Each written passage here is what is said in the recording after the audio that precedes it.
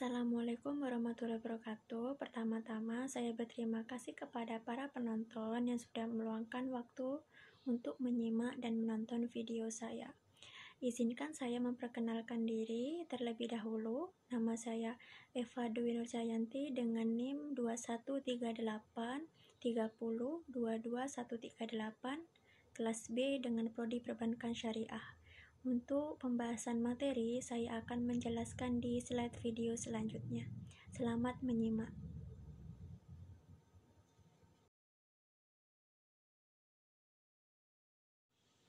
Faktor-faktor yang mempengaruhi akhlak.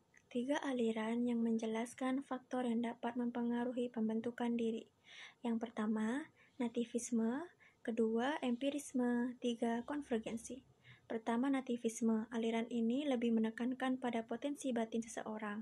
Berpengaruh terhadap pembentukan diri seseorang adalah faktor pembawaan dari dalam yang bentuknya dapat berupa kecenderungan, bakat, akal, dan lain-lain. Kedua, empirisme. Faktor yang paling berpengaruh terhadap pembentukan diri seseorang adalah faktor internal, seperti lingkungan sosial, pendidikan, dan pembinaan. Ketiga, konvergensi. Faktor yang berpengaruh terhadap pembentukan diri seseorang adalah faktor internal dan eksternal.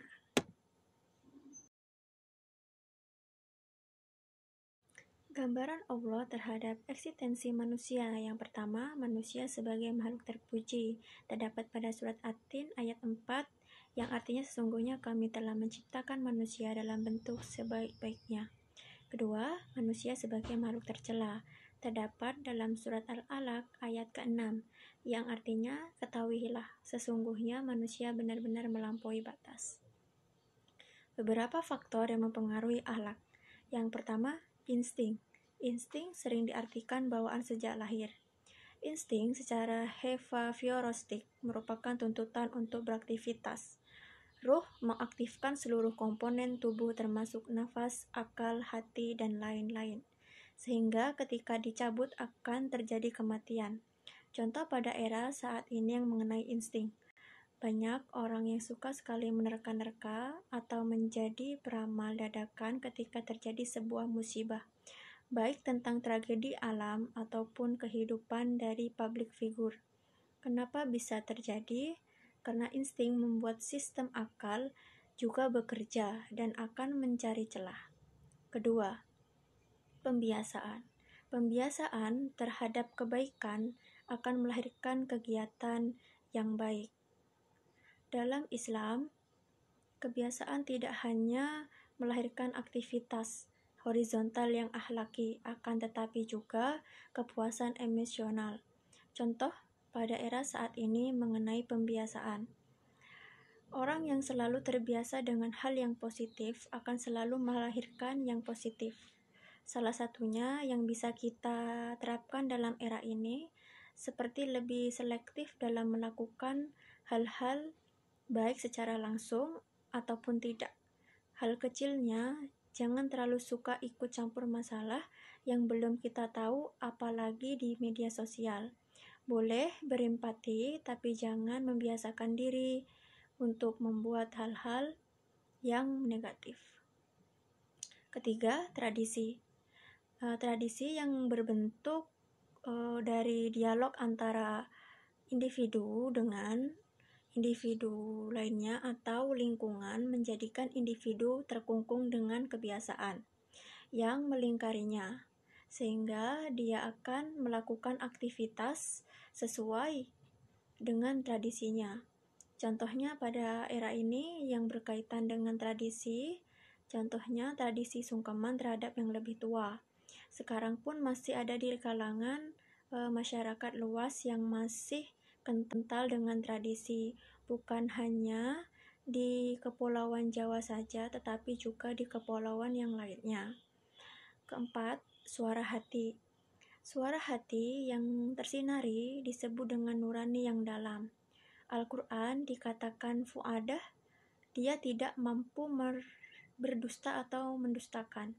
Sedangkan suara hati yang tidak tersinari disebut waswis, yang selalu mengajak untuk menuruti hawa nafsu.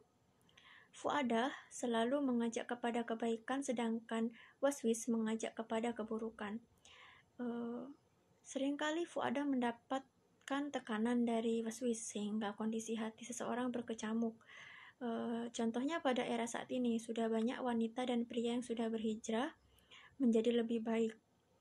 Salah satunya wanita yang berakal atau berawalkan tidak memakai kerudung karena adanya suara hati yang menuntun untuk merubah jadi diri menjadi lebih baik. Makanya wanita tersebut berawalkan dengan memakai kerudung untuk bisa merubah diri lebih baik lagi. Bukan hanya sekedar tampilan, tapi di dalam diri sendiri. 5. Pendidikan. Sebelum kehendak menentukan pilihan yang ditetapkan, bantuan akal pikiran sangat dibutuhkan untuk memberikan pencerahan. Semakin banyak pengetahuan yang diserap, maka semakin banyak alternatif yang ditawarkan pada kehendak. Pendidikan dalam akhlak lebih mengedepankan keteladanan, berbeda dengan pendidikan konvensional yang lebih mengedepankan kecerdasan otak. Contoh, pada era saat ini, walaupun banyak sekali orang yang berpendidikan ilmu tinggi, tapi akhlaknya kurang sempurna. Masih banyak juga orang yang semakin ilmunya banyak, maka orang tersebut semakin rendah hati dan perilaku yang baik. Kita ambil salah satu untuk menjadikan contoh, yaitu dari public figure yang banyak berpendidikan tinggi juga, tetapi mereka banyak sekali memberikan contoh-contoh akhlak yang baik. Mungkin itu yang bisa saya jelaskan. Mohon maaf jika ada kesalahan dalam penyajian materi maupun tutur kata. Sekian dari saya dan terima kasih. Wassalamualaikum warahmatullahi wabarakatuh.